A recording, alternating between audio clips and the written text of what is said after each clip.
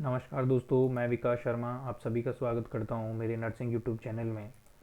और आज अपन जो डिस्कशन करने वाले हैं वो पोजीशंस के बारे में करने वाले हैं, या फिर अपन उन्हें कंफर्ट मेजर्स के नाम से भी जान सकते हैं। देखिएगा, पोजीशंस क्या होती हैं कि पोजीशंस एक ऐसी सिचुएशन है, पर्सन को अपन क्या करते हैं, प्रोवाइड करते हैं, पेशेंट को अपन क्या करते हैं, प्रोवाइड करते हैं, जिससे कि पेशेंट क्या कर सके, थोड़ा कंफर्टेबल फील कर सके, जिससे कि अपन जो थेराप्यूटिक उसको इंटरवेंशन दे रहे हैं वो क्या हो सके, उसका प्रमोट या अच्छा फील, वो बेटर फील कर सके। तो पोजीशन क्या है, placing the person in such a way to perform therapeutic intervention to promote the health of an individual।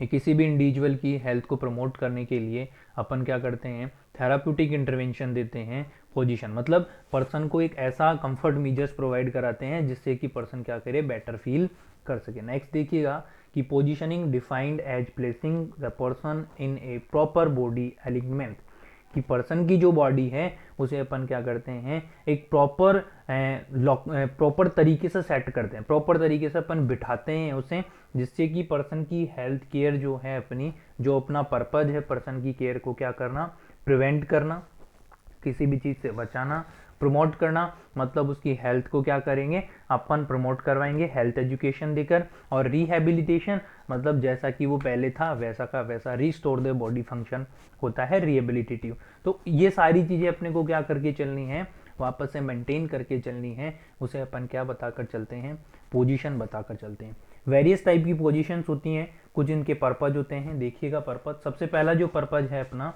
वो क्या है, to provide comfort to the patient. ये सबसे पहला पर्पज पेशेंट को कंफर्टेबल फील कराना ही पोजीशन का पर्पज है। नेक्स्ट देखिएगा, relieve pressure on various part, कि मान लीजिए जैसे पर्सन है कोई कंटिन्यूसली सुपाइन पोजीशन में लेटा हुआ है, सो रहा है, तो उसके बैक पे क्या हो जाएगा, प्रेशर अराइज हो जाएगा, तो उसे कम करने के लिए। नेक्स्ट देखिएगा, टू इम्प्रूव सर्कुलेशन, कि अपने बॉडी के सर्कुलेशन के लिए भी क्या है, जरूरी है, क्योंकि लगातार अगर पर्सन एक ही पोजीशन में रहेगा तो वेन और आर्टरीज जो है वो क्या हो जानी है, सप्रेश हो जानी है, तो सर्कुलेशन क्या हो जाएगा, अल्टर्ड हो जाएगा।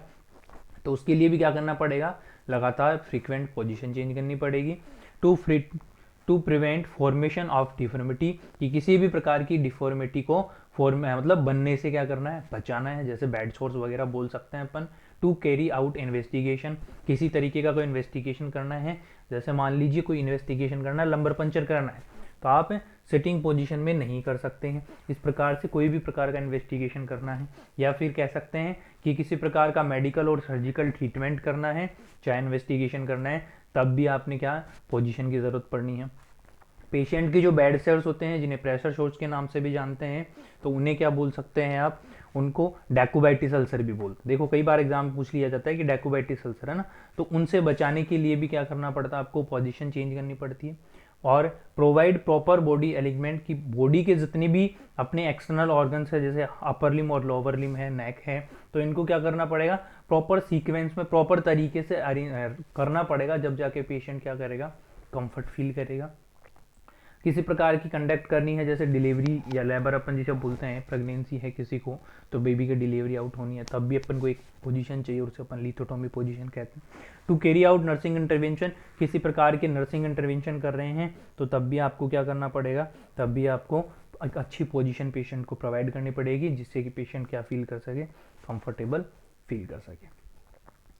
नेक्स्ट देखिएगा, कुछ प्रिंसिपल्स हैं पोजीशंस के, जो कि इस तरीके से हैं। सबसे पहले तो पोजीशन हमेशा सिस्टमेटिक और ऑर्डर वे के अंदर करनी है, कि डॉक्टर ने कहा है या फिर आपने देखी है, तो एक सिस्टमेटिक तरीके से करनी है। ऐसा नहीं हाथ ऊपर कर लो, पैर नीचे कर लो, हाथ जोड़े कर लो, ये कोई पोजीशन नहीं है, प्रॉपर पोजीशन देनी है।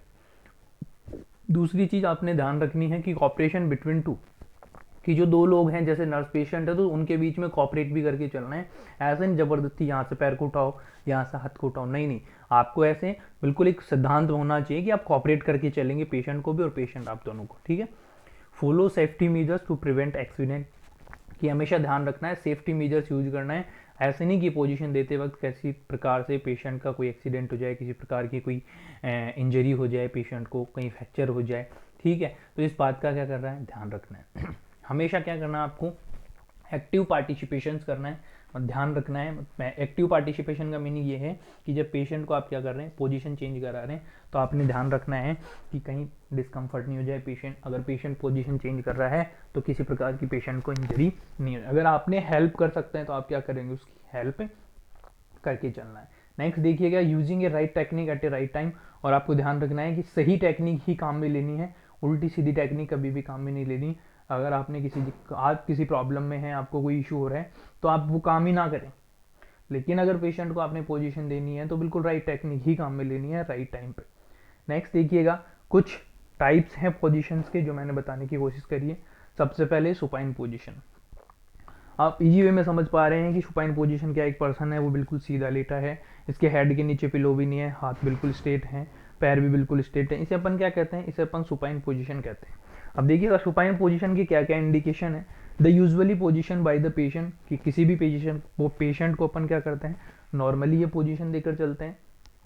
और मोस्टली ये पोजीशन एब्डोमेन और चेस्ट के एग्जामिनेशन के लिए दी जाती है।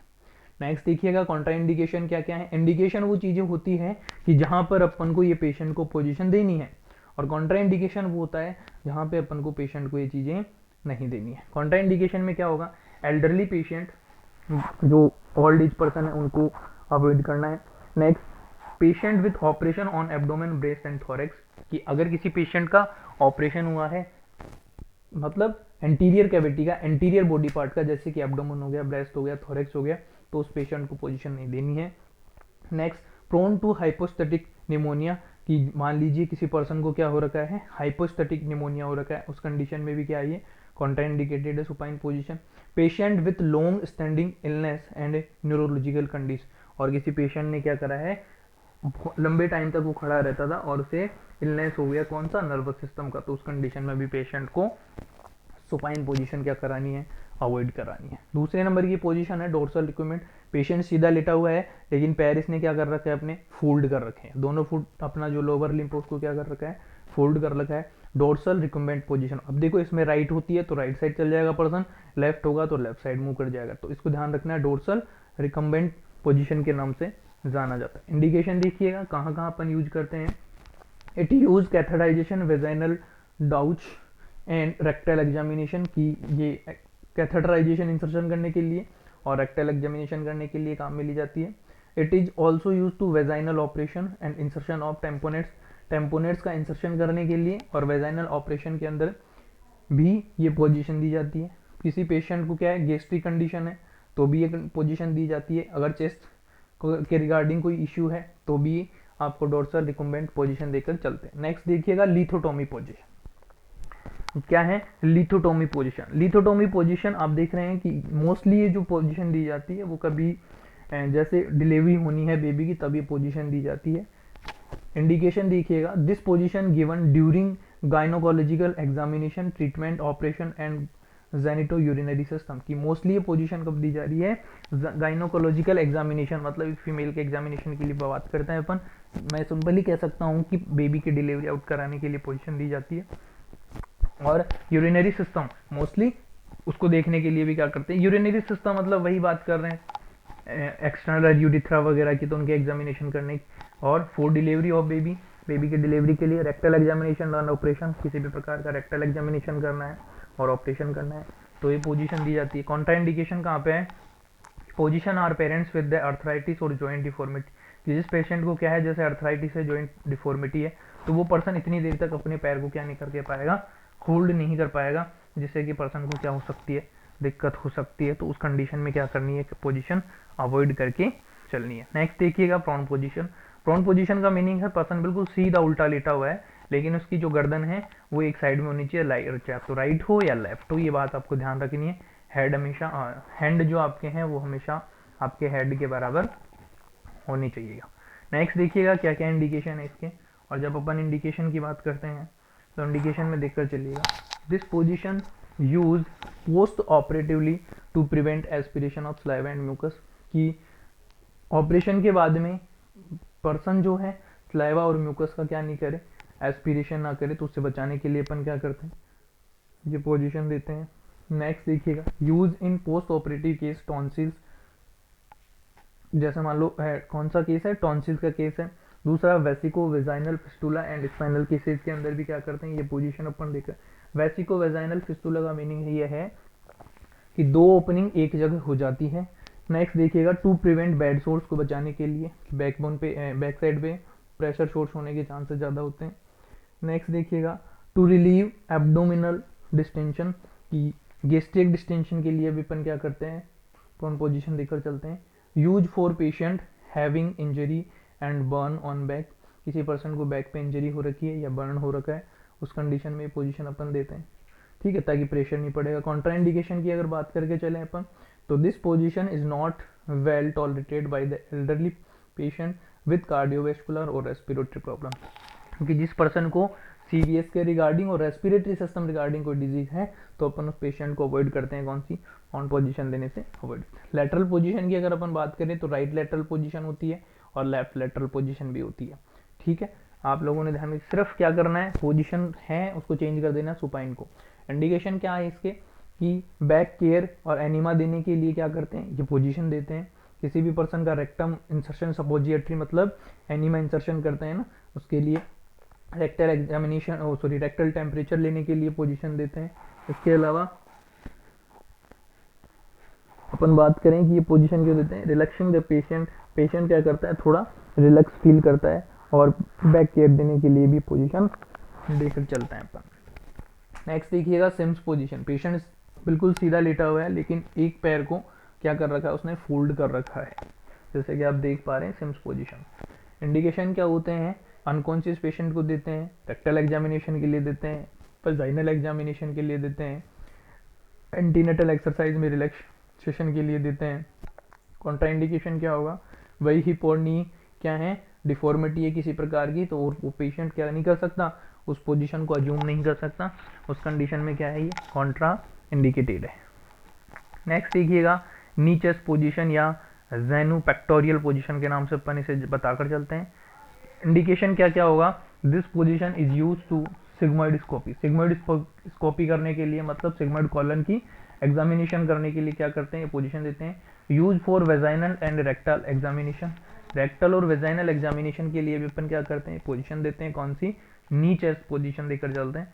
First head treatment in cord prolapse and retroverted uterus, कि कोड प्रोलैप्स हो जाते हैं। ये कोड प्रोलैप्स क्या होता है कि जब बेबी डिलीवरी आउट होती है तो कोड उससे पहले ही निकल जाता है, मतलब कोड क्या होता है, बाहर निकल जाता है, उस कंडीशन में ये पोजीशन लेते हैं और उसको वापस इंसर्शन करने की कोशिश करते हैं। रिट्रोवर्टेड यूट्रस हो जाता है तब भी अपन ये पोजीशन देते हैं।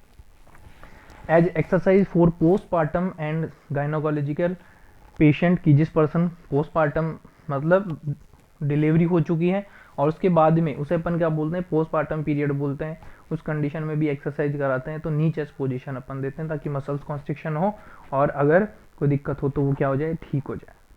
कॉन्ट्राइंडिकेशन की अपन बात करके चलें तो वही कार्डियोवेस्कुलर और रेस्पिरेटरी पर्सन कभी भी ये पोजीशन नहीं देनी जानी है, क्योंकि वो पोजीशन अगर ये अज्यूम नहीं कर रहे हैं तो क्या है, दिक्कत हो सकती है, पेशेंट की डेथ हो सकती है। नेक्स्ट है ट्रेंडलर बर्ग पोजीशन। ट्रेंडलर बर्ग पोजीशन क्या होती है, देखकर चलिएगा कि ये पोजीशन कहाँ कहाँ पर देते हैं, इमरजेंसी सिचुएशन में, जैसे किसी पर्सन को शॉक हो गया, जैसे किसी पर्सन को हेमरेज हो गया। देखो शॉक और हेमरेज में क्यों दे रहे हैं, मैंने ये पोजीशन इसलिए देनी होती है कि ब्लड सर्कुलेशन कहाँ पे आना चाहिए, हेड में, क्योंकि हेड का अगर ब्लड सर्कुलेशन एक बार खत्म हो गया तो दिक्कत हो जाएगी, इसलिए फटाफट क्या करते हैं अपन, ट्रेंडलर बर्ग पोजीशन देकर चलते हैं। नेक्स्ट देखिएगा, और कहाँ देते हैं कि वेजाइनल कोई सर्जरी है तब भी ये पोजीशन दे सकते हैं। इसके अलावा dispatch intestine from pelvic cavity और अपर एब्डोमेन, कुछ इंटेस्टाइन और पेल्विक कैविटी के आसपास का कुछ एग्जामिनेशन करना है तो भी अपन ये पोजीशन दे सकते हैं। और लोअर लिम्ब की ब्लीडिंग को अरेस्ट करने के लिए भी अपन क्या करते हैं, ये पोजीशन देकर चलते हैं। नेक्स्ट देखिएगा, रिवर्स ट्रेंडलर बर्ग पोजीशन होती है। रिवर्स ट्रेंडलर बर्ग पोजीशन में क्या होता है कि वहाँ पे हेड डाउन था और यहाँ पे हेड क्या कर दिया, अबव कर दिया, ये रिवर्स है, थोड़ा सा ध्यान रखिएगा। इसके इंडिकेशन सेम होंगे, वहीं इसके लिए क्या कर देंगे, वहाँ पे लोअर लिम्ब की ब्लीडिंग रोक रहे थे, यहाँ पे अपर लिम्ब की ब्लीडिंग को रोकने के लिए अपन क्या कर देते हैं। नेक्स्ट देखिएगा, और नेक्स्ट अपन बात करें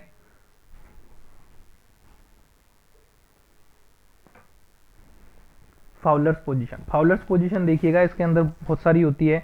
ये जो 90 डिग्री एंगल पे बन रही है वो है हाई फाउलर पोजीशन, दूसरी है सेमी फाउलर पोजीशन, 30 डिग्री पे बनी है लो फाउलर पोजीशन और 0 डिग्री पे है सुपाइन पोजीशन। वापस बता रहा हूँ, 90 डिग्री पे है हाई फाउलर पोजीशन, 45 डिग्री पे है सेमी फाउलर पोजीशन, 30 डिग्री पे है लो फाउलर पोजीशन और 0 डिग्री पे है सुपाइन पोजीशन। इंडिकेशन है क्या है, किसी पर्सन को ब्रीथिंग डिफिकल्टी हो रही है तो अपन फाउलर पोजीशन देकर चलते हैं और मोस्टली सेमी फाउलर पोजीशन देते हैं। आपके सर्कुलेशन को इम्प्रूव करने के लिए अपन ये पोजीशन देते हैं। थ्रोम्बोसिस को प्रिवेंट कराने के लिए अपन फाउलर पोजीशन देते हैं। Post operative to assist the drainage from the abdominal और पेल्विक कैविटी, कि आपकी पेल्विक कैविटी से और एब्डोमेन से क्या रहा है, कोई ड्रेनेज हो रहा है, उस कंडीशन में अपन क्या करते हैं कि ये पोजीशन देकर चलते हैं। और आपकी मसल्स को रिलैक्स करने के लिए एब्डोमिनल और एब्डोमिनल मसल्स को, बैक को और थाई मसल्स को रिलैक्स करने के लिए अपन ये पोजीशन देकर चलते हैं। तो देखिएगा ये पोजीशन के बारे में मैंने दोस्तों डिस्कशन करा है, जो आप लोग बताकर चल सकते हैं, समझ कर चल सकते हैं इजी वे में। कई बार क्वेश्चन पूछ लेते हैं और BSc part first year position तो वैसे सभी के लिए ज़रूरी है, लेकिन ऑलमोस्ट सभी इसको आप देख कर चल सकते हैं। और आप सभी को धन्यवाद और मेरे साथ जुड़ने के लिए बहुत बहुत शुक्रिया। अच्छे से अच्छा देंगे आपको। All the best.